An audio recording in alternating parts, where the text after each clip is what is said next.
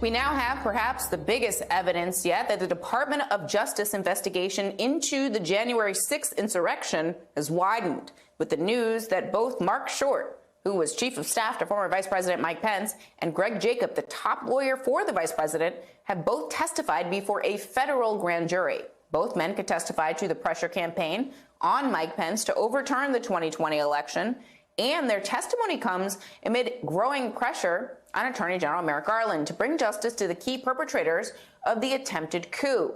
Meanwhile, Congresswoman Elaine Luria of Virginia, and also a member of the House Select Committee on January 6th, has released new, previously unseen testimony about things Donald Trump was unwilling to say about the Capitol rioters in his speech the day after the insurrection. Do you recognize what this is? It looks like a copy of a draft of the remarks for that day. Okay. And as you can see throughout the document, there are lines crossed out. There's some words added in. Do you recognize the handwriting? It looks like my father's handwriting. It looks like here that he crossed out that he was directing the Department of Justice to ensure all lawbreakers are prosecuted to the full extent of the law. We must send a clear message, not with mercy, but with justice. Legal consequences must be swift and firm. Do you know why he wanted that crossed out? I don't know. He also has crossed out, I want to be very clear, you do not represent me. You do not represent our movement. Do you remember, do you know why he crossed that language out of the statement? I don't know. Here to break this all down for us, Andrew Weissmann, a former assistant U.S. attorney and senior member of the former special prosecutor Robert Mueller's team investigating the Russian interference in the 2016 election. So let's start off with the evidence released by the January 6th committee showing Donald Trump's reluctance to condemn the mob that attacked the Capitol on January 6th. Andrew, do you think that could have any legal significance in any future case against him, maybe to show intent? Absolutely. And it goes to exactly what you're saying, which is it goes to intent. And I think there are two things there. There's both what he crossed out, but there's also a completely false statement in the first paragraph that he left in. If you notice, the first paragraph says, I immediately called in the National Guard and law enforcement. Well, we know that's not true. I mean, witness after witness after witness said he sat in his dining room and was not going to be in any way deterred from not calling those people in. It was other people, including the vice president, who took charge. So his statement will clearly show that it's false, and that just goes to consciousness of guilt. Then you also have the things that he crossed out. And the very simple thing you would argue to a jury is why? You're asking a jury to think about his intent and what was he trying to accomplish. You first point to the flat out lie in the beginning and then say, why would you cross out, I want the Department of Justice to hold these people to account?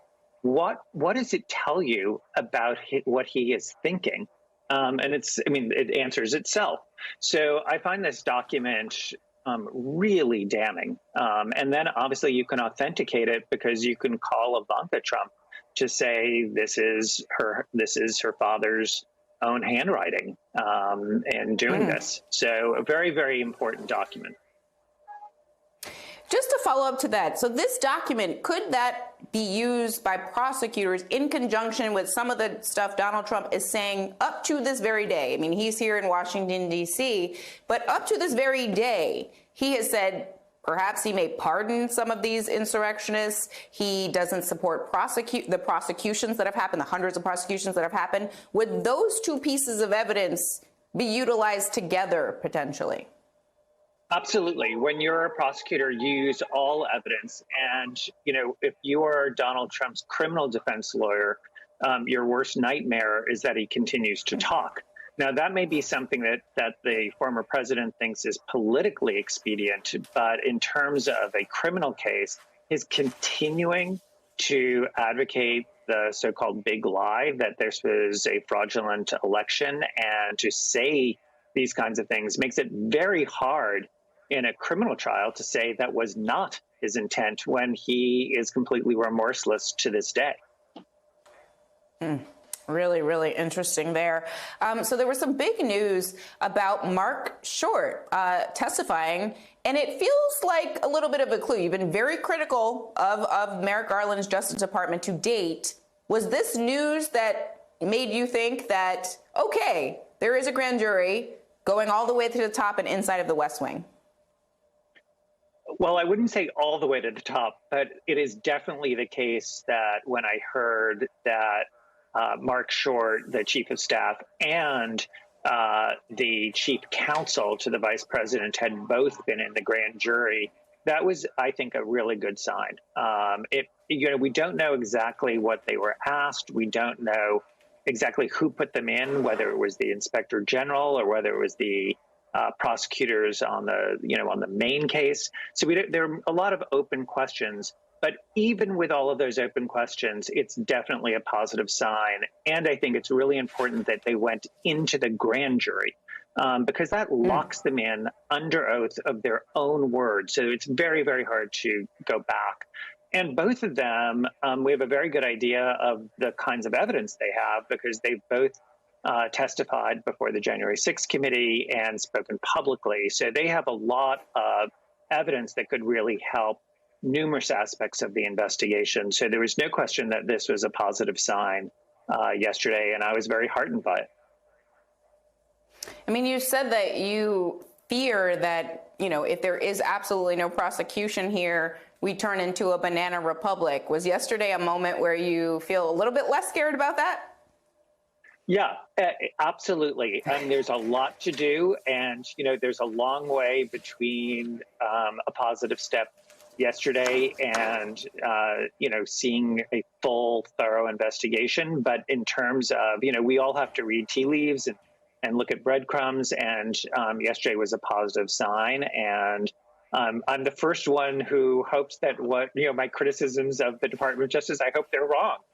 I was trying to advocate for a holistic, thorough investigation. And the more I see evidence of that, the better that is.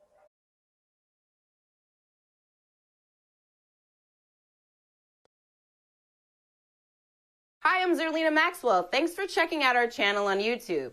You can see more from Zerlina by clicking any of the videos on this screen, and make sure you subscribe below to stay up to date on the day's biggest stories. Thanks for watching.